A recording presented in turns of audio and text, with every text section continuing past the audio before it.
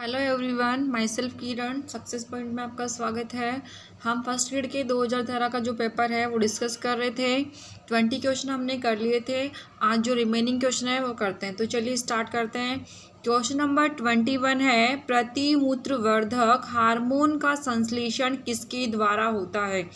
Anti diuretic hormone is synthesised by. तो option देखते हैं हम। पार्स डिस्टेलिस, सेकंड है पार्स इंटरमीडिया, थर्ड है पार्स नर्वोसा, फोर्थ है हाइपोथैलेमस की तंत्रिका श्रावण कोशिका द्वारा। तो यहाँ पे जो हमारा राइट आंसर हो जाएगा वो होगा ऑप्शन नंबर 4, यानी हाइपोथैलेमस की जो तंत्रिका श्रावण कोशिकाएं होती है वो एंटी डाययूरेटिक हार्मोन का जो है सिंथेसाइज करती है। ठीक है। क्वेश्चन नंबर 22 है, मांसपेशियों के शिथिलन के दौरान जिन आयनों की पेशी द्रव्य जालक में पुनः पंप किया जाता है वे हैं। During relaxation of a muscle the ion pump back into the sarcoplasmic reticulum are that of. तो ऑप्शन देखते हैं हम। फर्स्ट है कैल्शियम आयन, सेकंड है मैग्नीशियम आयन, थर्ड है पोटेशियम आयन, फोर्थ है मैग्नीज आयन। तो यहाँ पे जो हमारा राइट आंसर हो जाएगा वो होगा ऑप्शन नंबर 1, यानी कैल्शियम आयन जो होता है वो इसमें आ जाएगा। ठीक है। क्वेश्चन नंबर 22 हो गया है। 23 की तरफ चलते। क्वेश्चन नंबर 23 है, मानव के स्वास्थ्य आमाशय तथा आंत्र के बीच की पीएच क्रमशः होती है। The pH in the healthy human stomach and intestine are respectively, यानी जो हेल्दी पर्सन होता है उसके स्टमक और इंटेस्टाइन की जो पीएच है वो कितनी होती है।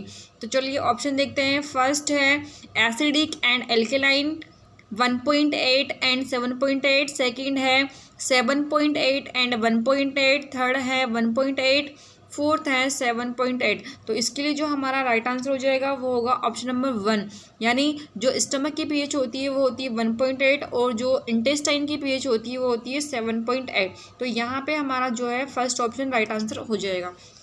ठीक है। क्वेश्चन नंबर 24 जो है आरपीएससी के द्वारा डिलीट क्वेश्चन है। तो नेक्स्ट क्वेश्चन चलते हैं अपन 25 की तरफ। 25 क्वेश्चन है हमारा,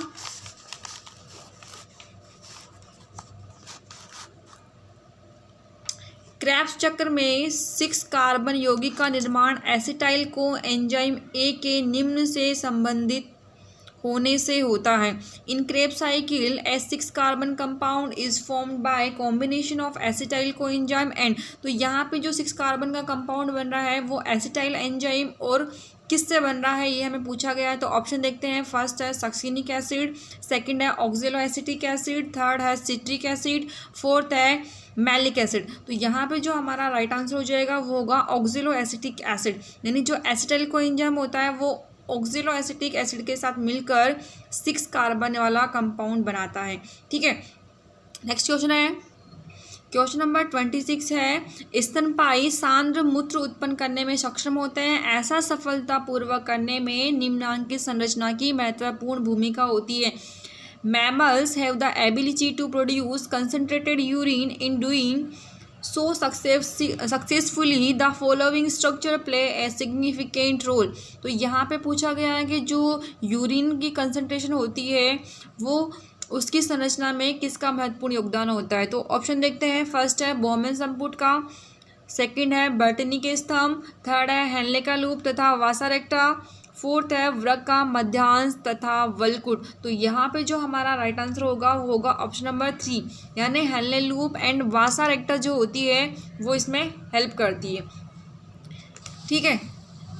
क्वेश्चन नंबर 27 है, कोशिकाओं में जी प्रोटीन का कार्य। G protein is cell function as. तो जो जी प्रोटीन होती है वो क्या काम करती है। ऑप्शन देखते हैं। फर्स्ट है संवाहक प्रोटीन यानी कैरियर प्रोटीन का, सेकंड है एंजाइम, थर्ड है सिग्नल इंड्यूसर एंड मॉड्यूलेटर यानी संदेश प्रेरक और नियंत्रक का, फोर्थ है प्रोटीन संश्लेषण का सहायक फैसिलिटेटर ऑफ प्रोटीन सिंथेसिस। तो यहाँ पे जो हमारा राइट आंसर हो जाएगा वो होगा ऑप्शन नंबर 3, यानी संदेश प्रेरक और नियंत्रक जो होता है वो जी प्रोटीन का कार्य होता है। ठीक है। क्वेश्चन नंबर 28 की तरफ। क्वेश्चन नंबर 28 है, निम्न में से कायिक संवर्धन के साधन कौन से हैं? Which of the following are means of vegetative propagation? तो ऑप्शन देखते हैं। फर्स्ट है बर्ड एंड सीड, सेकंड है गैमिट एंड बर्ड, थर्ड है राइजोम एंड गैमिट, फोर्थ है रनर एंड राइजोम। तो यहाँ पे बताना है कि जो वेजिटेटिव प्रोपेगेशन होता है उसमें कौन इन्वॉल्व होता है।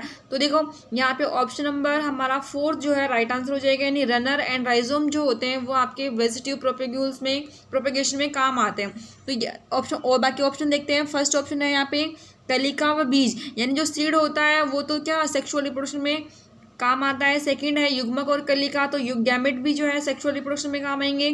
थर्ड है प्रकंद व युग्मक, तो यहाँ पे भी युग्मक दे रखा है इसलिए ये नहीं होगा। तो यहाँ पे जो फोर्थ है वो हमारा राइट आंसर हो जाएगा। ठीक है, क्वेश्चन नंबर 29 है, क्लेमाइडोमोनास में अलैंगिक जनन होता है। Asexual reproduction in Chlamydomonas takes place by means of. तो यहाँ पे ऑप्शन देखते हैं हम। फर्स्ट है बर्ड, सेकंड है कोनिडिया, थर्ड है जेम्यूल, फोर्थ है जूस्पोर। यानी जो क्लेमाइडोमोनास होता है उसमें अलैंगिक जनन जो होता है वो होता है आपकी जूस्पोर के द्वारा। तो यहाँ पे जो हमारा राइट आंसर हो जाएगा वो होगा चल बीजाणु यानी जूस्पोर। फोर्थ जो ऑप्शन है वो राइट आंसर यहाँ पे हो जाएगा। ठीक है, क्वेश्चन नंबर 30 की तरफ चलते हैं। क्वेश्चन नंबर 30 है, आवर्त बीजियों के एक प्रारूपिक परागकोश में लघु बीजाणुधानियों की संख्या होती है। In a typical anther of angiosperm the number of microsporangia is, यानी जो एंजियोस्पर्म जो होते हैं उनमें माइक्रोस्पोरेंजिया के नंबर कितने होते हैं। ठीक है, एंथर के अंदर। तो ऑप्शन देखते हैं। फर्स्ट है 1, सेकंड में 2, थर्ड में 3 और फोर्थ में 4 ही। तो यहाँ पे जो हमारा राइट आंसर हो जाएगा वो होगा ऑप्शन नंबर 4, यानी 4 जो माइक्रोस्पोरेंजिया एक एंथर के अंदर होती है। ठीक है, निम्न कथनों पर विचार कीजिए, यानी कुछ स्टेटमेंट हमें यहाँ पे दे रखा है। तो देखते हैं। फर्स्ट है युग्मक सदैव अगुणित होते हैं, यानी गैमीट्स आर ऑलवेज हैप्लॉइड, यानी हैप्लॉइड कंडीशन में होते हैं। सेकंड है नर युग्मक सभी पादपों में सदैव चल प्रकार के होते हैं। Male gametes are always motile in all the plant, यानी सभी प्लांट में जो है ये मोटाइल होते हैं, गतिशील होते हैं। थर्ड है मादा युग्मक उच्च पादपों में सदैव नर युग्मकों की तुलना में बड़े आकार की होती है। Female gamete are always larger in size as compare to the male gamete in higher plant. तो अब यहाँ पे हम ऑप्शन देखते हैं, उपरोक्त में से कौन सा जो है कथन सत्य है। तो इनमें से बताना है कौन सा कथन सत्य है। फर्स्ट है केवल 1, सेकंड है केवल 2, थर्ड है 1 और 2 दोनों सही है, फोर्थ है 1 और 3 सही है। तो यहाँ पे जो हमारा राइट आंसर हो जाएगा वो होगा ऑप्शन नंबर 4, यानी 1 और 3 जो है यहाँ पे राइट आंसर। यानी युग्मक जो हमेशा हैप्लॉइड कंडीशन में होते हैं और जो मेल गैमिट होते हैं वो फीमेल गैमिट से जो है आकार में छोटे होते हैं। ठीक है, तो ये सेकंड वाला जो ऑप्शन है नर युग्मक सभी पादपों में सदैव चल प्रकार के होते हैं, ये कोई जरूरी नहीं है, इसलिए हमारा जो राइट आंसर 4 ऑप्शन हो जाएगा। ठीक है, नेक्स्ट क्वेश्चन देखते हैं। आवर्त बीजियों में युग्मज समसूत्री विभाजित होकर बनाता है। In angiosperm zygote divide mitotically to give rise to. तो आवर्त बीज जो होते हैं युग्मक जो समसूत्री विभाजन होकर क्या बनाता है। ऑप्शन है हमारे पास। फर्स्ट एम्ब्रियो, सेकंड है एंडोस्पर्म, थर्ड है फ्रूट, फोर्थ है ओव्यूल। तो यहाँ पे जो हमारा राइट आंसर हो जाएगा वो होगा ऑप्शन नंबर 1, यानी एम्ब्रियो। जो जाइगोट जो होता है उसमें डिवीजन जब होगा ना तो वो एम्ब्रियो का फॉर्मेशन करता है। ठीक है, क्वेश्चन नंबर 33 है हमारे पास।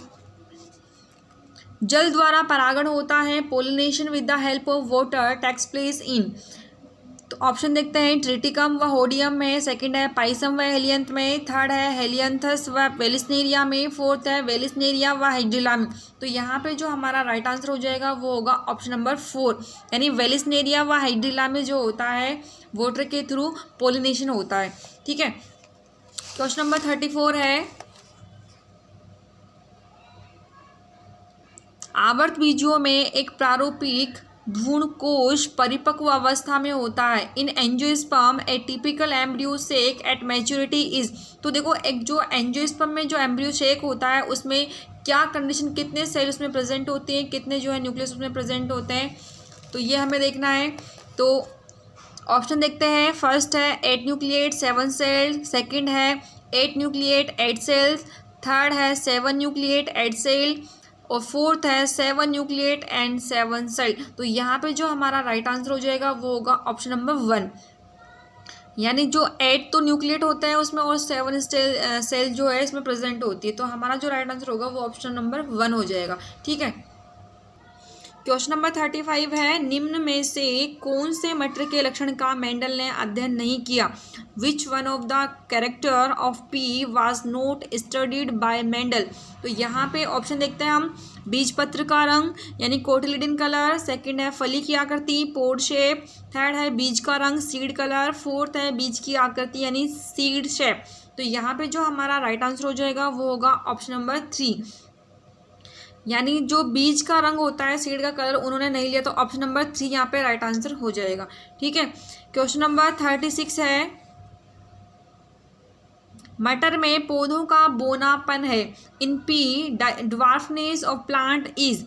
ऑप्शन देखते हैं, प्रभावी लक्षण डोमिनेंट कैरेक्टर, सेकंड है अप्रभावी लक्षण रिसेसिव कैरेक्टर, थर्ड है इनकम्प्लीट डोमिनेंस यानी अपूर्ण प्रभाविता, फोर्थ है सप्रभाविता यानी को डोमिनेंस। तो यहाँ पे जो हमारा राइट आंसर हो जाएगा वो होगा ऑप्शन नंबर 2 अप्रभावी लक्षण, यानी जो स्मॉल टी जो होता है रेसेसिव वाला वो अप्रभावी लक्षण होता है, वो F1 जनरेशन में अपने आप को एक्सप्रेस नहीं कर पाता है।